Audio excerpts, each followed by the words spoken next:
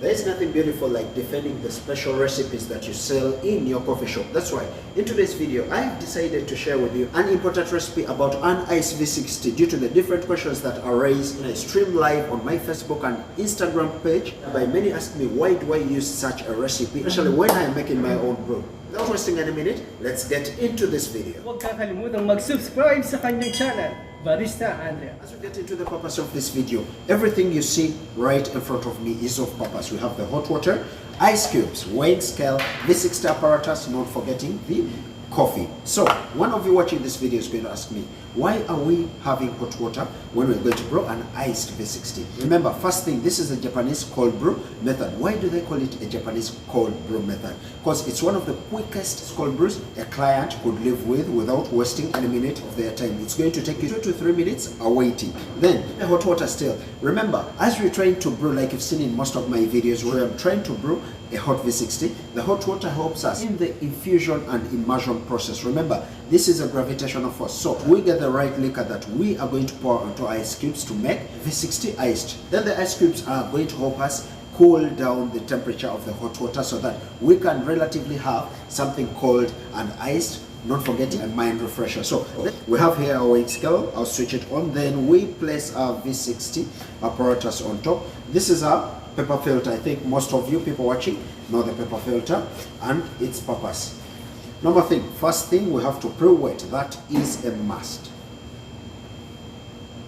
Alright. After pre-wetting, then what is the next step? We are going to wash off this vessel and pour the water side. Then place our coffee into the pepper filter.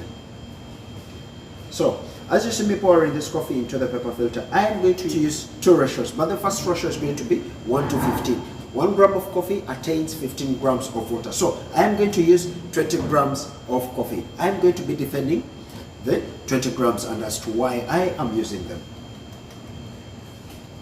So 20 grams straight away. Then the second ratio is going to be about the water. When I use 20 grams of coffee, I am going to use 300 grams or 300 mils of water. But I am going to divide the water with ice. Remember, ice is solid water. So when we pour the hot water onto the ice, it's going to melt totally. Basically, that means I am going to split the 300 into 2. The 150 is the ice and the 150 is going to be the hot water. So this is where the most crucial part is. Many baristas ask me, why don't you split the ice cubes into 2 still, whereby you get 100 grams, place them into the vessel, then the 50 grams, place them into the cup or the vessel that I'm going to use to enjoy my cup of coffee. No, I prefer pouring the whole ice cubes into the vessel. Then when I brew, I'm not going to have the splashons. All ice contains the coffee. Remember, when coffee, the hot coffee, gets onto the ice, it's an oxidization process whereby when oxidization occurs, there are going to be different changes in the coffee.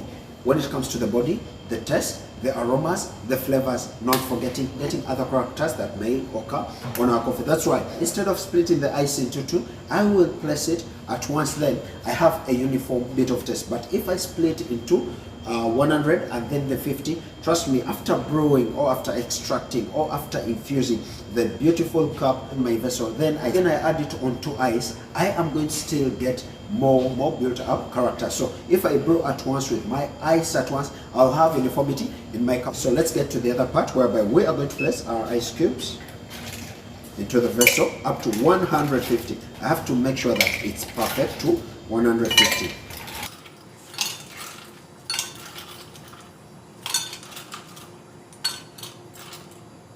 After getting the 150 of what I'm going to towel, then what are we left with?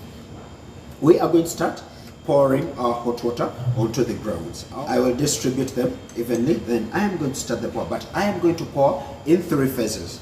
Remember, I put 20 grams of coffee.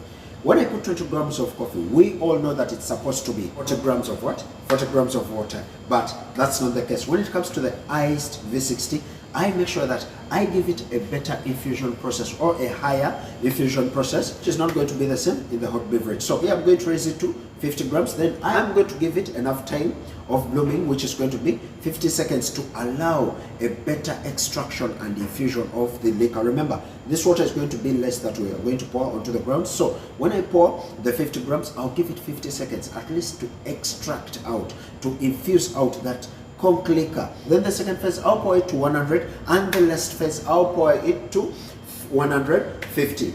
3 beats, 50 grams. So let's get started. I'm going to start my timer. This is the normal daily routine.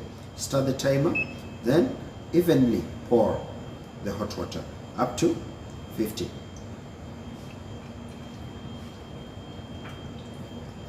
All right, up to 50. So after this, I'm going to give it the 50 seconds to infuse. So as we're waiting for the blooming process to take place, let's talk about coffee. Coffee that you use has to be very special. Remember, each coffee that you use, it contributes to the recipe that you are going to create. Not every coffee is best for the ICE V60s, or every coffee is best for the craft brews. You are going to find those special coffees like Kenyan coffee, Ethiopian coffee, Ugandan coffee, Colombian coffee, and many more other coffees. And that basically doesn't mean that we have the second pour to 100. So basically this is going to take us colors. So that is our second pour. So when you find the coffee from Uganda, that basically means that every coffee is going to be nice for that special beverage or the craft brews. We have the western part, the northern part, the central part, and the hilly areas, like in Rwanda. Rwanda is full of hilly places. So each garden, remember, attains. Wow. Okay, after 30 seconds, then let's continue. I give it enough time to, wow, I just love the flavors, up to 150. So we are done with our pour, which is going to take 2.5 minutes of brewing. So like I was telling you, most of the places are hilly like Rwanda. So you have to test which kind of coffee. Most of the coffees are grown in different areas within that same country. So when you test that coffee, what I know about craft brew coffees, or what I know about special coffees, a coffee like from Colombia, when you taste it, it's fruity, it has different flavors, it's sweet, low acidity, but it's nice in the V60s. But that coffee, when you place it into espresso based beverages, it's going to be a very bad coffee. So I'll stop the time, which is 2.5, and after our brew, we have to make sure that we shake it nicely and evenly in the decanter. Place it in your vessel. So basically leads to every barista testing their own coffee through cupping. When you cup your coffee, it tells you what it's best for. It might be best specifically for the espresso drinks. It might be best for cold drinks or craft brew drinks. Not every coffee is specifically for that. That's why many ask me, why do you make your recipe like that? It's because of the special coffee that I have.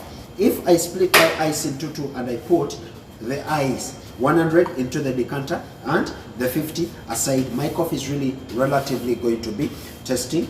But still, when it comes to coffee, the grain size matters. The grain size of the hot V60 is going to be different from the grain size of the ICED V60. Unless, if you're using the same grain size, make sure that if in the hot you're using 20 grams, at least slightly add 2 grams, which is going to be 22 grams on the ice. When coffee falls onto the ice is going to melt down. So when it melts down, it's going to bring other characters, it's going to become dilute, and many other things that are really going to happen to what?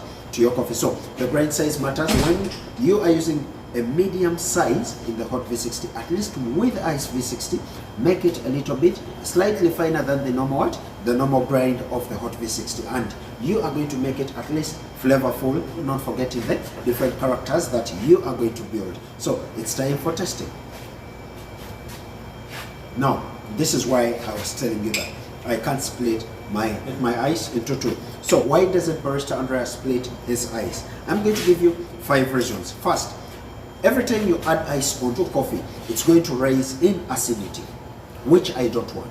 The second reason is the more you add ice, the more dilute your liquor is going to be. I don't want to dilute my liquor. I want it to be special. The amount of ice cubes that I've calculated, I want the hot water at least to get onto those ice cubes, and once they melt, there's nothing much that is going to change from the flavors, the tastes that I've got. And the third reason is, the more ice you add onto the brewed liquor, the aromas are going to disappear.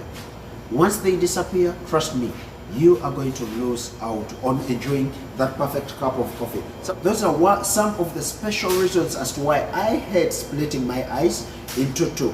And just in case you have more reasons or you have any argument towards my recipe, please feel free to leave the question or the argument in the comment section below, or you can reach me on my Instagram, Facebook pages, which are at Barista Andre, or even TikTok.